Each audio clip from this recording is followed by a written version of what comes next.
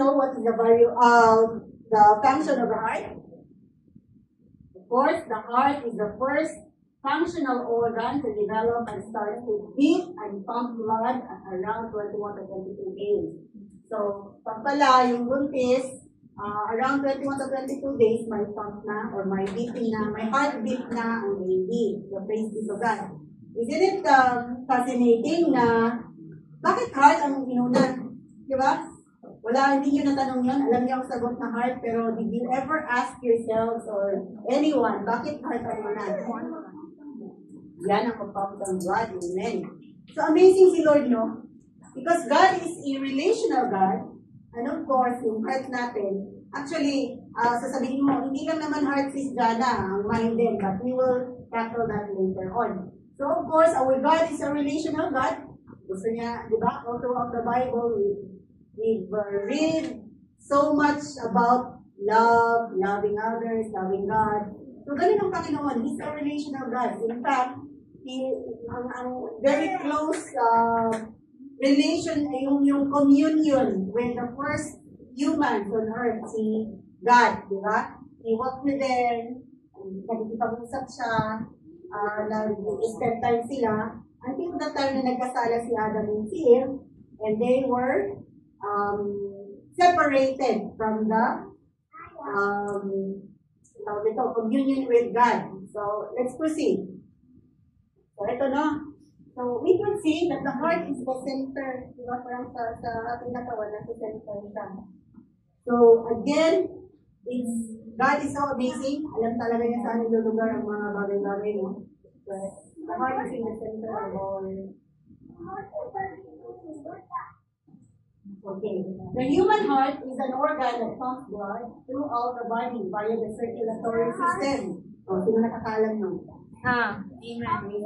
Supplying oxygen and nutrients to the tissues and removing carbon dioxide and other waste. So sabi nga, kasi ito yung magsusupply ng blood, oxygen all throughout the body natin kayo nag-work. Amazing si Lord, no? Napaka-perfect niya. Sa mga taong nagsasabing walang Panginoon o hindi naniniwala sa Panginoon, how could this perfect system exist, di ba? Nakakain ka, papasok ang food mo sa tiyan, magdadigest ang tiyan, and then yung hindi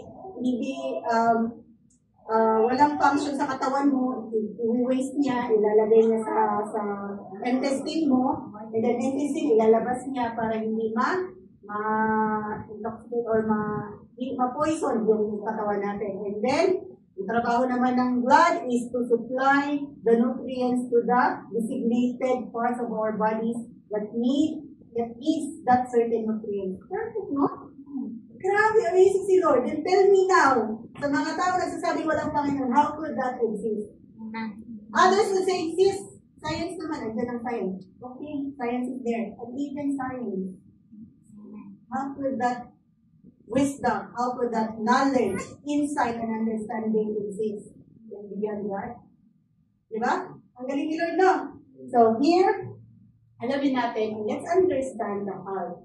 Tonight, let us understand the heart kung paano ang function, how it is related to our spiritual. Amen? So, trivia, let's just daanan na natin. It weighs less than a pound or 450 grams, less than half a kilo, di ba? And this, alam niyo, nagpo-control siya sa natin, sa buong sistema natin. Lalo siya kaliit and yet so important sa katawan natin. It beats 100,000 times a day and over 2.5 billion times in the average lifetime. So let's say 180 to 100. A system of blood vessels, arteries, veins, and capillaries is over 60,000 miles long. Long enough to go around the world more than twice. Praise God. Pwede pala tayong mag-tour around the world. This is not just an amazing spectacle. It is the heart of human life. Without your heart, your body would quickly, cease to work. Mag-stop, hindi na gumagana, mamamatay ka. Heart disease is the number one cause of death in the Western world, or one in the world. So heart Heart disease daw is the number one. If not in the whole world, di ba? Kadalasan, ito yung number one cause ng death ng tao. So, grabe na. Maliit, pero mapanganib. Praise God. So, now we are aware yung human heart natin. Ano yung function, ano yung things that we need to know about our heart. So, yung mga hindi kumuha ng mga medical, yung mga medical courses, it's good for us to know. Praise God. So, bakit ako bumalik dito?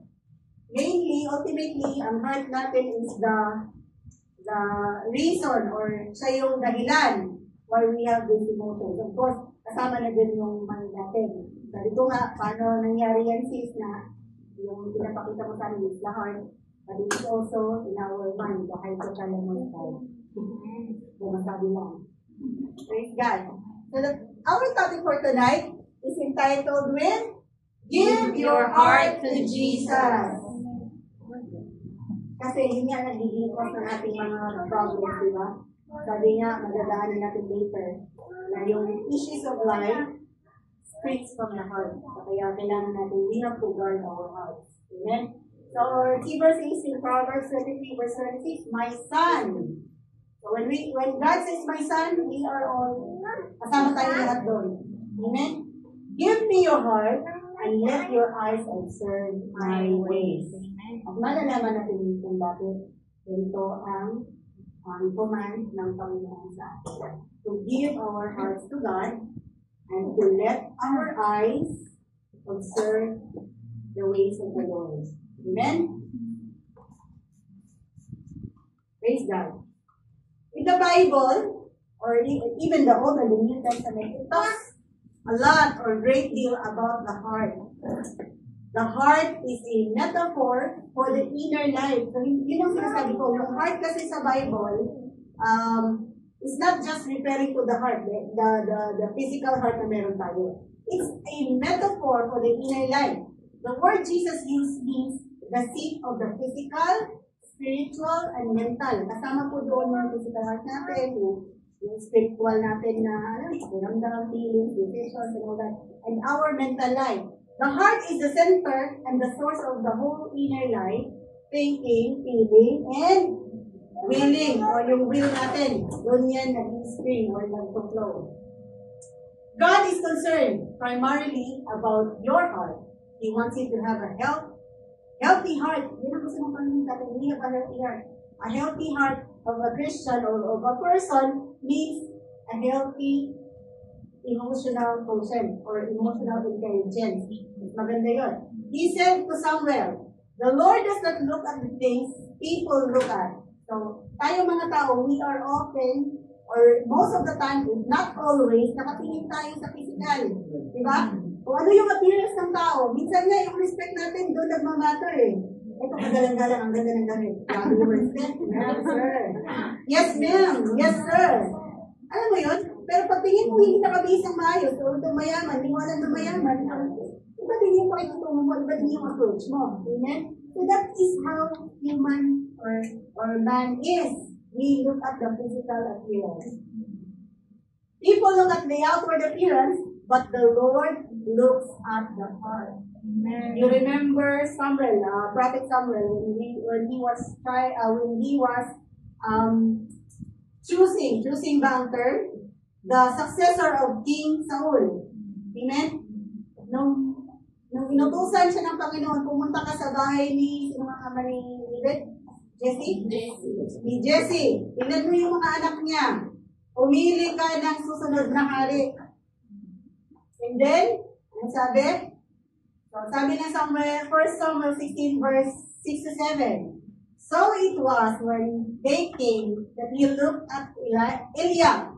So si Eliab ang nakita ni, pagkakita agad ni Samuel, sabi agad ni Samuel, surely the Lord's anointed is before him. Makita niya, kabatikas eh. Talagang formang hari, panghari talaga yung katawan ni Eliab. And then, but the Lord said to Samuel, do not look at his appearance or at his physical stature, because I have refused him. What does it say to us? Anong sinasabi nito sa atin? Hindi po pala yung physical natin. Nakakala natin maalis ako, maano ako. The Lord can redeem us no matter how gaano ka kaganda, gaano ka kagwapo physically, pero hindi ka pala i-release ng Panginoon. Kung hindi talaga ito ang nakatalaga, then the Lord will refuse you. And even sa mata ng tao, he was so highly qualified to be a king. Diba? But when the Lord determines na hindi siya ang hari para na itinilaga ko, then wala nang gawa sa Samuel. Diba? For the Lord does not see as man sees. For man looks at the outward appearance, but the Lord looks at the heart. One thing na nagrema sa akin dito yung Lord, Samuel is an anointed prophet. Pero nagkamaling pa rin siya ng kanyang, kanyang judgment. Diba? Because he was looking at the physical. Tama rin naman, dahil tayo ay sasabihin natin sa naman ng God, if we really don't commune, if we really do not inquire from the Lord, talagang we are subject to error. Wala po pala talaga tayong kawala if we do not ask for direction or if we do not inquire for direction sa mga decision na natin sa buhay. Diba? Ang layo sa pinapuntok natin, pero ito yung sinasabi. So, the Lord looks at the heart.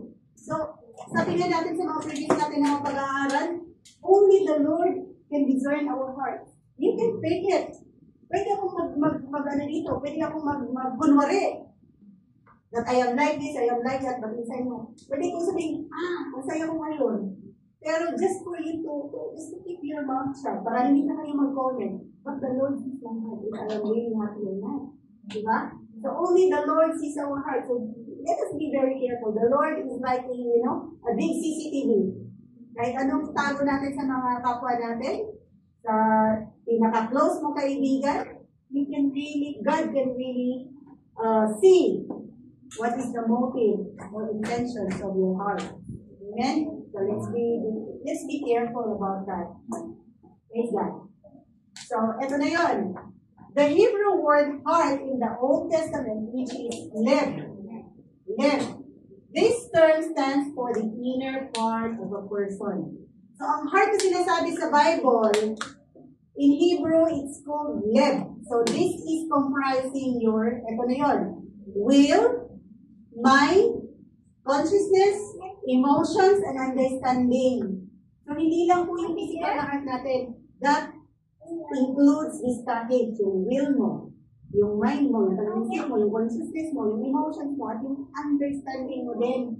It also refers to a person's moral character and determination. So this is what the Bible says means when it talks about heart, the word heart in the Bible. So kasama na doon yung hindi lang yung physical na dito na pagtutubok-tibok. Kasama yung mind mo, yung decision making mo, yung consciousness mo. So that is like, should we say, in spiritual terms or in biblical terms, yan yung ating soul. Amen?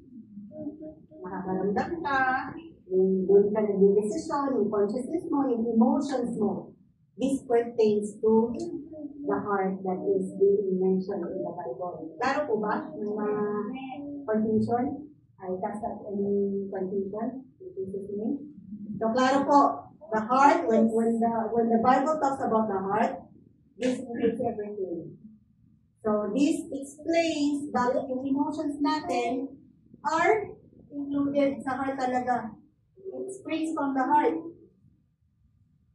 Sabi dito, furthermore, the heart is the place of knowledge, memory, reflection. Those processes take part in our brain, of course. But you see, this term covers more than just described functions of the brain. The Hebrew understood the term lev in a more holistic way. They saw it as the driving force behind our character, decisions, words, deeds, emotions. Diba? Kasi yun pala yun. That is the driving force, yung heart na yan na tinutukoy sa Bible. Kaya, when we are talking about the heart, later on, we describe ng Bible that a heart is deceitful. Kasi because of this, that is the driving force. Sabi ng Proverbs 4:23, if your heart with all diligence, pour out of it springs the issues of life. Tama? Bakit tayo nagkakaproblema sa mga peers natin, sa mga friends natin, sa trabaho natin, sa mga relationships natin? Why do we have problems in the first place? Because of our hearts. Diba? Mind you again, ano yung description ng heart? Will, emotions, consciousness, decision making, understanding, lahat yun. So that is why we are to keep with diligence. Ang ibang translation is guard. Sabi dito. Above all else. Grabe no, above all else. Guard your heart, for everything you do flows from Him. So, ito pala ang dahilan ng mga problema natin relationally. Sino mo ng problema dito sa mga relationships? No matter what kind of relationship you have. Platonic, phileo, lahat naman yun. Yung mga relationship natin, friends, families, siblings, talagang walang exempted dyan. Meron at meron talaga tayong mga issues na nag-spring out of our relationship. Diba? So, kung wala kang problema sa inyong mga karelasyon, I'm referring to all kinds of relationships, katrabaho, friends, parents, kasi when there is two persons, may relasyon. Depende nga lang yung closeness, di ba? So, kung wala kang problema sa relasyon, that means you are perfect. Like Adam and Eve, when they did not fall into sin, yung mga panahon na yun, di ba? And siguro hindi ka tao. Hindi ka anak ni Adam and Eve. So, most likely may mga problema talaga tayo nag-a-arise from our relationships because of our heart. So, we are asked to God. Ang eto, take note of this, above all else. Diba? May mga problema tayo sa buhay, yes? At iba pag yung problema na about sa relationship, no? Yung mga problema sa buhay na binabato ng pagkakataon sa'yo o ng sitwasyon, parang kaya mo lang solusyonan agad or pwede mo siyang kilit-balikat or ignore about it. But when it comes to relationship, ang hirap. But let me remind you, it takes two to tango. And cha-cha. Jeremiah 17:9 says, the heart is deceitful above all things. Sabi, no? The Bible cannot be mistaken. Lagi niya sinasabing above all else, above all things, the heart is to be guarded. And desperately wicked, who can know it? The heart is wicked, and who can know it? That is why we are to guard. We are to guard our hearts above all things, above all else. Hindi po siya aksidente na dalawang magkasunod na verse na gano'n ang inyong pasay. We are to guard our hearts. No? Because it is wicked. Desperately, desperately wicked. Ito itong TJV na version na ito talaga yung nearest to the original transcript ng Bible. How did the Bible describe the heart? The heart is deceitful above all things, and desperately wicked. Diba? So we are to guard our hearts. The moment we started to feel something that is not good, remind yourself with this. The heart is wicked. The heart is deceitful. The heart is deceitful. The heart is deceitful. Hindi ako dapat magpapahalo nito. And there are a lot of scriptures in the Bible that tells us how to like what we are doing now, by understanding the heart. Now we understood that the heart is deceitful. Now we understood that the heart is desperately wicked. Now we know that no one can know it. Then we already nandun na one step closer na tayo in understanding the heart of man. Tama? And somehow we will know how to control it, how to address the issues of the heart. Amen? Praise God. Sabi pa ng Lord, This is the Lord speaking. I, the Lord, search the heart. Patay na. I try the reins even to give every man according to his ways and according to the fruit of his doing. So si Lord really searches our hearts. That is why ang prayer lagi ni David, Lord, search my heart. Lord,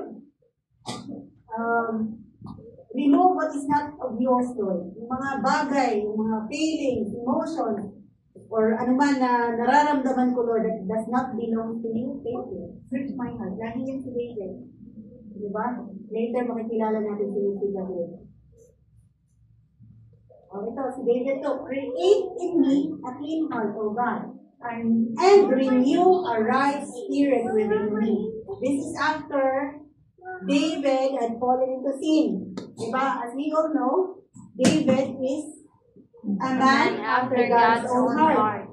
And yet, he fell into sin, and that is why he was so repentant. And although all of a sudden, makikita mo yung prayer ni David ba, yung sincerity niya when he commune, when he talks to God, when he prays to God.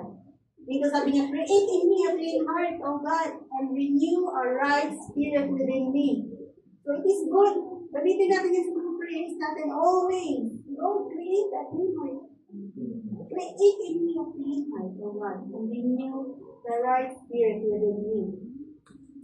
Praise God. So this is just like remembering the first time, yung first love niya, when he received the salvation from the Lord, how he felt at that time. So ganun din po tayo. How did we receive the salvation? What did we feel during that time? Somehow along the way, may mga problema. Sabi nga natin, our emotions changes every 5 seconds.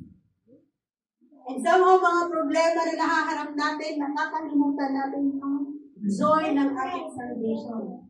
Kaya when we come up to that point, nararamdaman natin na nabuburden na tayo, napapagod na tayo sa ministry, napapagod na tayo mag-pray, then remind ourselves. Ask the Lord to remind you, to restore to you the joy of your salvation that you receive. Yung first time ba, alam mo yung naalala, sabi nga ni Pastor Nasser, yung bagong tanggap ka, bagong relasyon mo si Lord, dati, super excited ka. Lahat ng yun. Ganado kang magbasa ng Bible, ilang chapters, ganado kang mag-pray, halos ipag-pray mo na buong kakilala mo na dumating sa inyo na ipaalala sa iyo ng Lord. But somehow, along the way, mawawala yun. Mawu-worn out ka, mabuburden ka. You are already, you are so preoccupied with all the worries and concerns of the world. Diba? Mga concerns mo, personally, family mo. Hanggang such time na nakalimutan mo na, gaano kasaya pala nung naligtas ka, nung na-receive mo ang Panginoong Jesus. Diba? So I myself, dumating din po ako sa ganang punto, but praise be to God sa renewing ng mind mo. Sabi nga ng isang friend, kakilala ko dyan, sabi niya, pag nakakapag-commit ng sin, nung papasok pa lang, enter pa lang ng kasalanan, hindi masaya yan. Masaya lang yan sa umpisa, but later on, hindi masaya yan. Coming from experience, diba? So, talaga yun. When you are entering into a sin, sa umpisa lang akala mo masaya. So, hindi pala talaga masaya. At the end of the day. Kasi andun yung mga problema, lahat naman siyempre, if you are doing that sin, lahat yung problema ang darating sa'yo. It may not be right away. Tulad nung napapasok kapag humawak ka ng apoy, diba? Kasi ang repentance, it comes after yung andun na yung consequences ng sin, diba? Hindi mo agad yun mararamdaman hanggat wala pa. Kaya, the longer the consequences takes in, the longer you repent. Unlike sa apoy, pag ganyan mo, napasok ka, bawi agad. Because you already directly na-feel mo, outside na-feel mo yung pain. So, ganun po ang sin. Ang consequences ng sin will only be, yung repentant ka lang sa pagkakasala mo when you feel the consequence of the sin. And then sabi nga naman po, for the wages of sin is death. So, hindi naman po yung physical na death, but death sa areas kung saan may nagkakasala. For example, money, financial. If we keep on spending unnecessarily, that's sin, of course, because let's face it that The money that God, the wealth that God is giving us belongs to Him. And we are asked to return to Him something. And of course, kung hindi ka mag-i-inquire, hindi ka magtatanong kay Lord, Lord, paano ko ba ito gagastusin itong perang na-aid ko through your grace, dahil binigyan mo ako ng strength makapagtrabaho. Then, there will be death sometime. Diba? Kasi hindi ka maging wise, hindi ka naging good steward ng iyong finances. Relationships, pag nagkaroon ng kasalanan sa relationship, of course, there will be death in your relationship as well. So, ganun po, whichever area ka nagkakasala, then ganun na area will be, there will be death in that area of our lives. Amen? So, praise God. So, ito na. I'm showing you now the resume of some mighty men of God in the Bible. So, we have here King David. So, sino si King David? He is Israel's greatest king, one of the most amazing men ever lived. A man after God's own heart. Diba? And God used him in a mighty way. Bakit kung pinapakita ngayon sa inyo? This is what happens when we are yielding or when we are giving our hearts to God. God can use us in many, many, many great ways. We just have to say yes to God. Diba? King David was not a perfect person. He's not a perfect man. Nagkakasala din siya. He committed adultery, he committed murder because of the desires that he had. Diba? But yet, when he repented, when he had given, binigay naman talaga niya yung heart niya kay Lord sa umpisa pa lang, kahit ang maliit pa lang siya. But then along the way, his career nawala because of sin, and of course, he repented. Since he is a man after God's own heart, na-realize niya na yung mga pinagagawa niya is mali. And he he had gone back to God. He asked forgiveness. He always committed God. And of course, God continues him in many great ways. So, ganun din po tayo. Kahit gaano kalaking kasalanan yung nagawa natin, it is never an excuse for you na hindi ka gamitin ng Panginoon. And grabe yung, alam mo yun, when we yield to God, grabe po yung mangyayari sa buhay natin. And you will see many great things sa ating spiritual life. Not only spiritual, but of course it will manifest in our lives as well. So, I think this is just really, na David was called after God's own heart. So it is the Lord speaking. But now thy kingdom shall not continue. The Lord hath sought in a man after his own heart. Even the Lord himself called David the man after his own heart. Amazing, no? And the Lord had commanded him to be captain over his people. So pwede pala tayo, when we give our hearts to God, pwede tayong maging captain, pwede tayong maging leaders.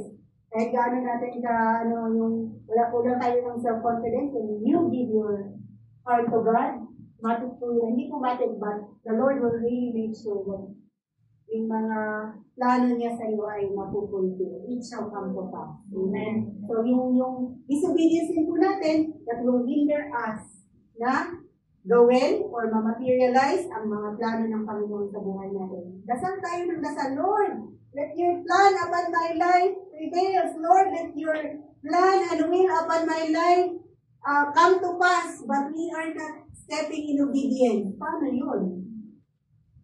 Nagko-contradict yung prayers natin sa actions natin. How can the Lord use us then?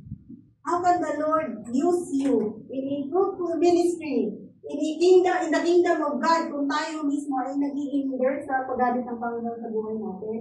Amen? In Acts 13 verse 22 says, and when he had removed him, he raised up unto them David to be their king. Removed him means King Saul, to whom also he gave their testimony and said, I have found David, the son of Jesse, a man after mine own heart, and shall fulfill all my will. Claro, no? God will make you the captain over your people. Yung mga taong ibibigay sa iyo ng Panginoon. Yung mga souls na i-entrust sa iyo ng Panginoon. He will give you people. Just say yes. Just step up in obedience. And He will fulfill all His will upon your life. Lord, ang tagal naman, Lord. Ang tagal naman ang pangako mo, Lord. Ang lagi lang natin kinignan kay Lord. Jeremiah 29:11. For I know the plans. We always wanted God to prosper us, but we don't want God's assignment in our lives. Right? We just always want God, Lord. Because sabi mo, Lord, your plan for me is to prosper me and not to harm me. Pero not to harm me, pero ikaw ang sumusulong sa harm. Ikaw yung nagpipil sa sarili mo sa lions din, di ba? Sa kasalanan. How will the Lord fulfill His will upon your life? Kung ikaw mismo, we were given the free will. Ayaw ni Lord i-violate yung free will natin. And that is why, when we accepted the Lord Jesus Christ, our free will should be in line or aligned to God's will. Dapat ganun na. Hindi na po yung free will natin na you will still choose to sin. You will still choose the things that are not of the Lord. Ang free will natin should be free will to choose what is godly. Free will to choose what is holy. Free will to choose what is of the Lord. What pleases God. Yun na yung free will natin. Kasi dati, when we are in the kingdom of darkness, kung hindi pa natin tinanggap ang Panginoong Jesus, wala tayong free will actually. Bakit sis? Bakit walang free will? Di ba nakakapamili man ako? Kasi hindi mo naman pinipili ang Diyos. Hindi mo naman pinipili ang mga Diyos. Ang pinipili ang automatic and outright ang gusto natin gawin, what pleases our flesh. Automatic ang gusto natin gawin, what is anong puso. We thought that everyone is doing it, that's why it's okay. It's the right thing to do. But let me tell you, everything is permissible, but not everything is beneficial. Pwede mong gawin lahat. Walang magbabawal sa iyo, okay. Galit ka pag pinagsabihan ka, it's okay. But, when you do what is ungodly, of course, it will not be beneficial. Matik yun. May consequences agad yun. It may not be now, it might not be the next hour, but surely death shall come upon that sin. Diba? Surely, may kabayaran yun. At ako, hindi ako magpapakaipopetaan, hindi ko yung naranasan. Ako, ang sarili yung testimony sa mga death ng buhay ko na, praise be to God, pinapa-revive ko kay Lord. Kasi masakit po mamatayan. Masakit mamatayan financially, masakit mamatayan ng relationships, masakit po talaga. But praise be to God kasi may renewal of mind. May repentance na sinasabi. Kasi kung wala na, patay na. And again, God is a God of many chances. We just have to repent. We just have to ask for forgiveness. And the Lord is ready. He is faithful and just, and He will forgive you. He will forgive us. Balik lang tayo kay Lord. Turn around 180 degrees from sin to God. And of course, ask the Lord, ask the Holy Spirit to empower you or enable you not to go back to sin again. 180 degrees na naman. One time, 180 degrees from sin to God. The next month, 180 degrees na naman. Paulit-ulit. It's just like crucifying Jesus all over again. Diba? Are we still friends? Amen. Are we still awake? Hindi ko po to, wala po tayong disclaimer. This is at least speaking. Oy! 5 minutes na lang daw. Tapusin ko na to si Zacchaeus. Sa sino si Zacchaeus? Si Zacchaeus is a tax collector. When you are a tax collector during a time, you are really branded as a sinner. Kasi they collected more than what they ought to collect. And it says will be for the taxes. He had a deep desire to see Jesus. You remember, he was a stout man, so he cannot see because of the crowd. So what he decided, he come up to the tree, so sabi niya, Zacchaeus, no? Because of the really desire that he has in his heart to see Jesus, ginawa niya yung anong dapat yung gawin. And you know, si Kamorti, it's not that the plain yung bark niya, ano yan, maraming tulad yan, corny. So, He responded immediately when Jesus called him, and he repented and was willing to give up his will. So, giving our hearts to Jesus means giving up our will also. Sabi nga kanina, narinig ko sa preaching, that the ultimate test of idolatry, the ultimate test of idolatry is when the most important thing or person in your life is taken away from you, and nagalit ka, and your emotions is beyond control. That's your idol. And oftentimes, parents, idol sila yung mga anak nila.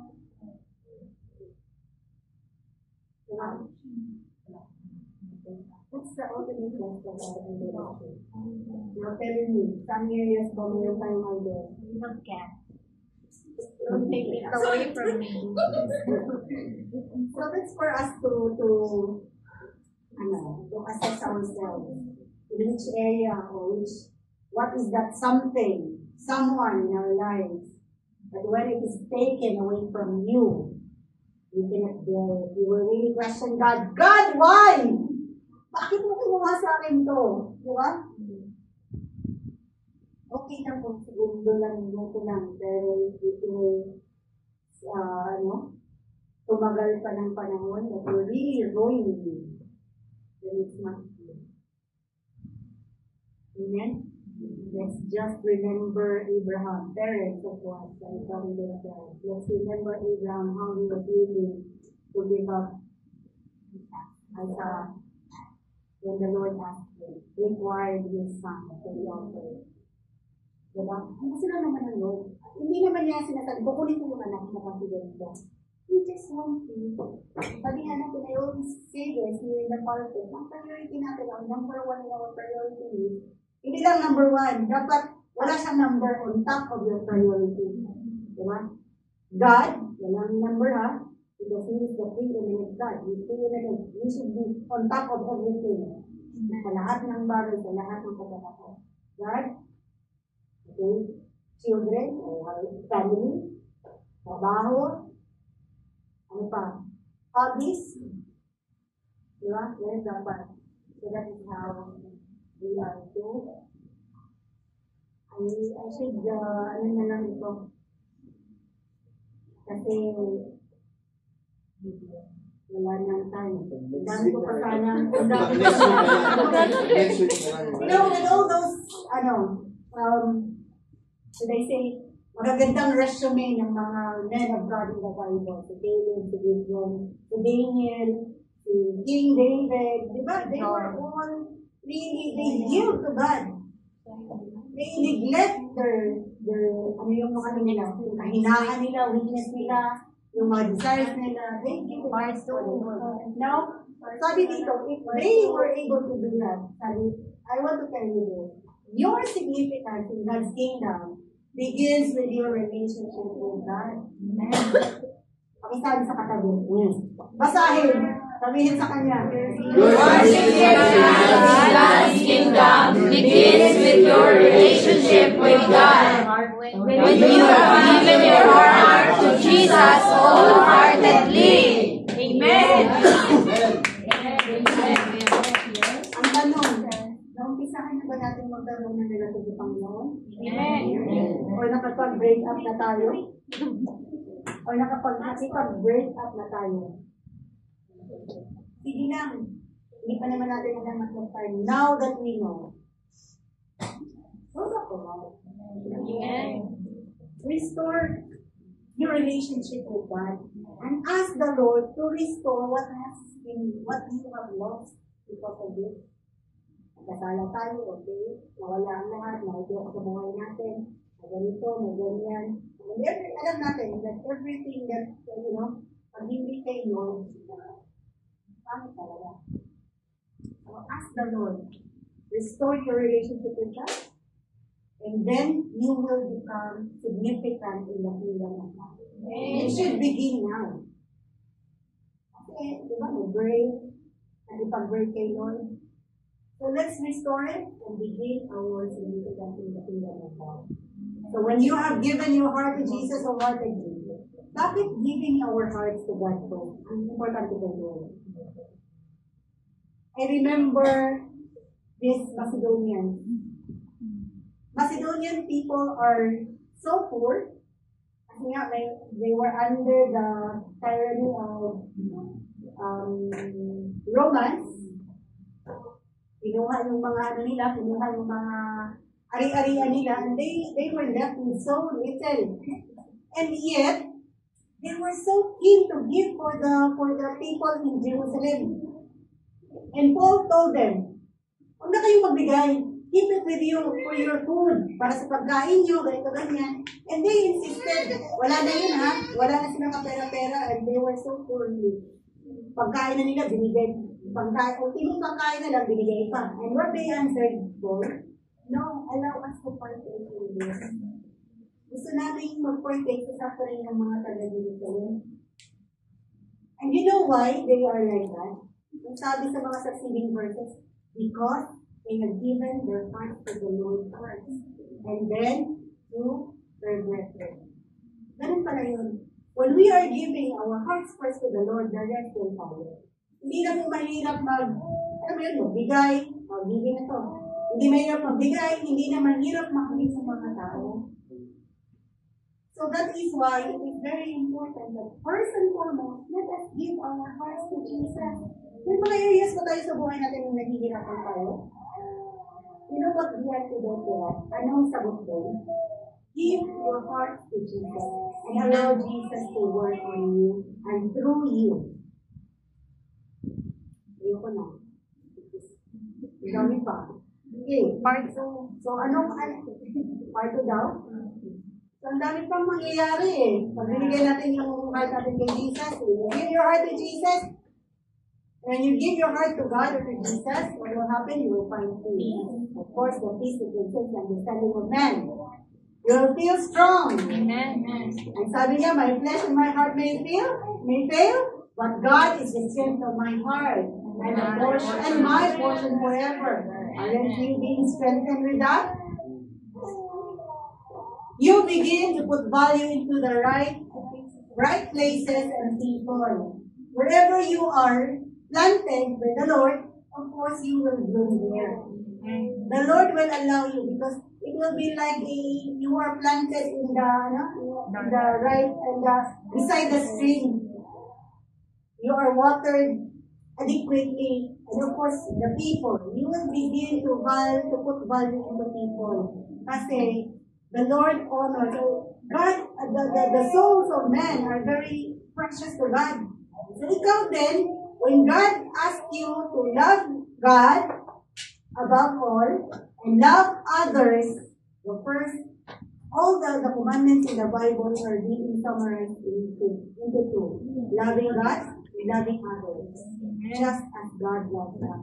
So of course, when you love God, you love people, you put value into the people in your life. Amen? Ano pa? Anong verse ko dito? For where your treasure is, there your heart will be also. The Lord tells, God tells us where your treasure is. Of course, we cannot serve two masters. If your heart is in your treasure, you cannot really serve God. That is why yun ang sinabi niya sa rich young man. How can I enter the kingdom of heaven? Give up your treasure, sell your properties and possessions, and give it to the poor. And then suddenly he goes away feeling defeated kasi hindi niya pwedeng ibenta. Ayaw niya ibenta. That means his heart is in his treasure rather than God. You will feel renewed. Do not conform to the pattern of this world, but be transformed by the renewing of your minds.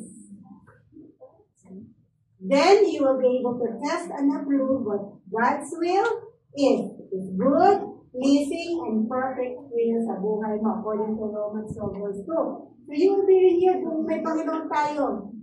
And of course, you will find true happiness. Choose happiness. Take delight in the Lord, and He will give you the desires of your heart. Hindi at masaya. You are rescued from pain. Kung ibibigay muna natin ang puso natin kay Lord, of course, everything will turn out right. Ayaw mo na hindi ka na magkakamali, syempre. Kasi kay Lord na alam mo na kung anong right and wrong, and you will be protected from pain na may ibibigay ng tao, ng maling tao, should I say. The Lord is close to the brokenhearted and saves those who are crushed in spirit. Panghawakan po natin po. And of course, you will experience real love. The unconditional love of God. The radical love of God na kahit paano niya dininisip sa atin, God demonstrated His own love for us in this, take note, in red, bold letters. While we were still sinners, Christ died for us. While you are still sinner, Christ died for you. Bakit mo pa ngayon pinanganak, hindi mo pa nagawa kasalanan mo, namatay ka sa Jesus. That's how He loves us. Ganda na kanta natin kanina, no? That's how He loves us, Lord. You died while I am still a sinner. Let us tell that to God. Lord, you died while I am still a sinner. Lord, 1, 2, 3. Lord, you died while I was still a sinner. Praise God. You feel fearless. Of course, the peace I live with you, my peace I give you. The peace of God. Ito yung peace that hindi beyond comprehension ng tao, ng utak ng tao. Kaya sinasabi nila, ano kung mga Kristiyanong ito, ang dami-dami ng problema, naka-smile pa rin. Parang wala lang. It is because of that peace na binigay sa atin ng Panginoon. Parang ano lang ba? We are allowing the Lord. Hindi na tayo worry kasi sa'yo naman yan. That is the kind of peace that God has given us. Praise be to God. So, of course, Christians want to live for Christ because of what He has done for us. He died for us. He had redeemed us. He had paid for us with His precious blood. And not only because His blood is so precious, He paid our sins from past, present, and future sins. That is paid already. That is why. Sabi ng Lord, teach me, sabi pala ni David, teach me your way, Lord, that I may rely on your faithfulness. Give me an undivided heart that I may fear your name. Let this be our prayer, brothers and sisters. Ask the Lord to give you an undivided heart. Kasi when our heart is undivided, alam mo yun, si Lord, yun lang ang gusto niya. Bigay mo yung puso mo sa Kanya, and then everything will follow. Ano yung kailangan mo? Pareho lang yung sabi. Seek first the kingdom of God and His righteousness, and all these things will be given to you. Everything else will follow. Search me, O God, and know my heart. Try me and know my thoughts. Let us be, isama po natin ito sa mga prayers natin every day. Every day po, let us allow the Lord to search our heart. Amen? Search our heart. Create in me a clean heart, O Lord. Ano pa yung prayer kanina? This is the true relationship that we will have with God. Give me an undivided heart, Lord. And surely, hindi po natin mamamak ang Lord. Sabi ko nga kanina, the Lord will discern our heart. Ano ba talaga na laban ng ating puso? So let us not be deceived. God is not lied. For whatsoever a man soweth, that he shall also reap. Niniwala po tayo, you reap what you sow. If you sow love, then you will reap love. If you sow respect, then you will reap respect. If you, ganun ang mga Panginoon. Let's be reminded always with this, to give your heart to Jesus first. And lahat po ng issues ng life natin will be addressed. This is the antidote. Ito yung sagot sa mga issues ng buhay natin. Issues ng mga relationships natin. Give first your heart to God. And allow the Lord to work for you and work through you. Amen? Amen. Praise God. Let us all stand. Praise God.